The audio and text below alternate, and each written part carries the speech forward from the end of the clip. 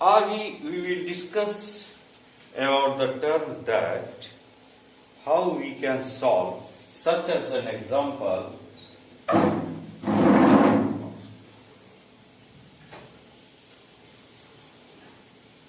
दो एग्जाम्पल को समझाता हूं, आपको आसानी से कंसंट्रेशन बढ़ेगी, फिर हम सॉल्यूशन को सॉल्व करेंगे, फिर हम इसको समझ सकते। पहली बात है नंबर 1, एक सॉल्यूशन है 5x + 3 = 0। क्या ये क्वाड्रेटिक इक्वेशन है? Is it the quadratic equation? Of course है, क्योंकि ये टर्म है ax² + bx + c के टर्म। आप कैसे इसको गेस भी कर सकते हैं? How you can write 1 can be multiplied by x²। We can put the plus chin here, then we can write in the bx term, then 5 multiply x or plus 3. But here we put the minus term, minus है आगे, minus plus 3 equal to 0. So it is in the term of ax² plus bx plus c equal to 0. Hence it is a quadratic equation. Simple ही लिख सकते हैं, या आप दे सकते हैं clearly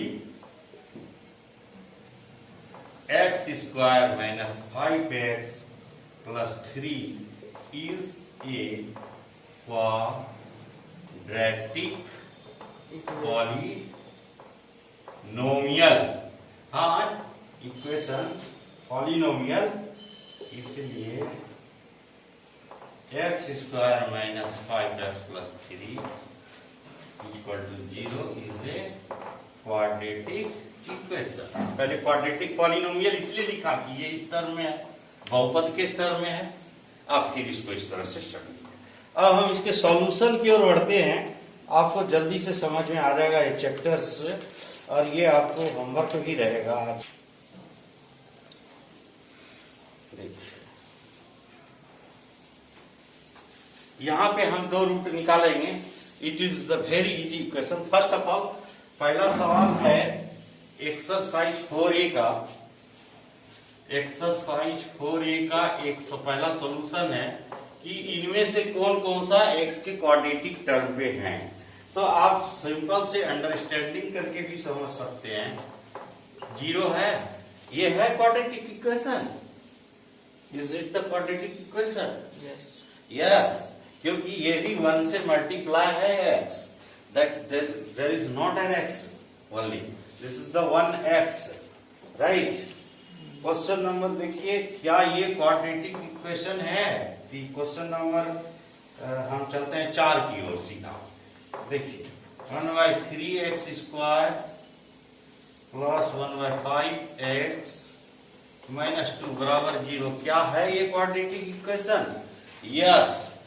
You take the LCM, then it will go into the multiply by 0. Hence we will found x² x और 2 तीनों डिफरेंट टर्म में है। सो ये भी क्वाड्रेटिक इक्वेशन है। लेकिन अगर मैं ये सवाल लिख रहा हूं, देखिए -3x -√x + 4, क्या ये है? Is this is a quadratic equation? No. बोलिए, नहीं है। Why? क्यों नहीं है? Because that is the fourth term and one more thing. ax² right, bx is right, but where is c? C, if this 4 will go this side, it is not happening. C should be here, then √x, where it will go? It is actually quadratic. This is the polynomial is right है, लेकिन quadratic equation नहीं है। ये सवाल आप आसानी से समझ सकते हैं। हम इसी चैप्टर्स के दूसरा का पहला नंबर का एक्सप्लेन करेंगे, देखते जाइए। सॉल्यूशन ये हम आज अभी हर इसका एक सॉल्यूशन आपको बता देंगे। You can be easily understand the term. Another one सवाल है 2 का 1 नंबर है,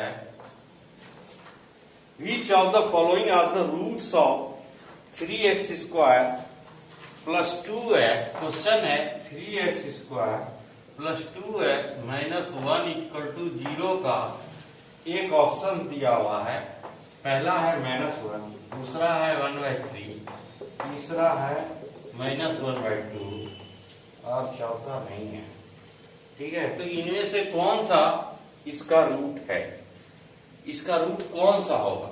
देखिए तो गौर से अगर आप देखिए, चलिए ये इक्वेशन है हमारा, क्या रूट लिखेंगे? एक तो अगर आप इसको पहले फैक्टराइज करेंगे, क्या करेंगे? फैक्टराइज। फैक्टराइज कैसे करेंगे? ये 3 है, 3 के मल्टीप्लाई को 2x होना चाहिए, तो क्या लिख सकते हैं? 3x plus x plus x minus 1 plus 3x minus x minus 1 लिख सकते हैं। इसको फैक्टराइज किए तो 3x common x plus 1 minus 1 common x plus 1, ये हो गया 3x माइनस 1 x प्लस 1, ये हो गया 3x बराबर 1 और ये 3x बराबर 1। चूंकि देखिए दोनों 0 के बराबर है, क्वाड्रेटिक इक्वेशन है, तो यहाँ पे 3x माइनस 1 इक्वल टू 0, तो 3x बराबर 1 और x बराबर 1/3 और देखिए x बराबर 1 को माइनस 1, तो हमारे पास 1/3 है और -1 है ना? तो ये दोनों ही इसके रूट हैं। ठीक है, -1 एंड 1/3, तो ये दोनों ही आंसर है हमारे। सही बात है, ये दोनों ही इसके रूट हैं। ये चीज समझ में आया? कुछ नहीं, फैक्टराइजेशन की ही अभी पहला लेसन आपका मेथड है। हालांकि रूल्स जैसे जैसे इसी लेसन में हम आगे बढ़ेंगे, आपको काफी आसानी महसूस होते चली जाएगी। Starting it will take some time, but don't worry, overall बहुत आसान हो जाएगा। पहले जैसे जैसे मैं बता रहा हूं उतना ही बनाना है आज आप लोगों को। जितना ही आप ये देखेंगे क्लास 10 वाले 10 वाले बच्चे, वो सारे को इसी तरह लिखेंगे। अब सीधा 5 नंबर से लेकर के अगर ये सॉल्यूशन हम देखें, 5 टू तकरीबन 73 नंबर सॉल्यूशन तक, 5 से लेकर के 73 तक, ये सब कुछ फैक्टराइजेशन मेथड पे बनाना पड़ेगा, क्योंकि अभी इसके टर्म्स को -b/a ये टर्म में नहीं लिया गया है। इसके आगे हम लोग पढ़ेंगे, बन जाएगा। चलिए हाँ बन जाएगा। ये देखो 2x - 3 = 0, 3 तो 2x बराबर 3 था, x बराबर 3/2 हो गया। Okay, x² plus 12x plus 35 बराबर 0, x² प्लस 12x प्लस 35 बराबर 0।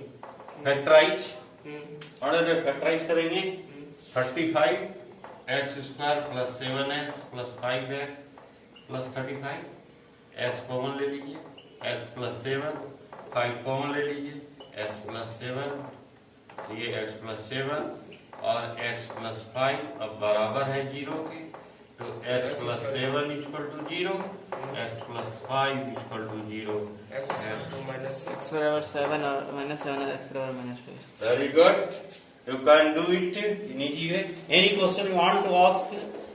Till at least till I know it is not possible to solve 73 continuously. So you need which solution?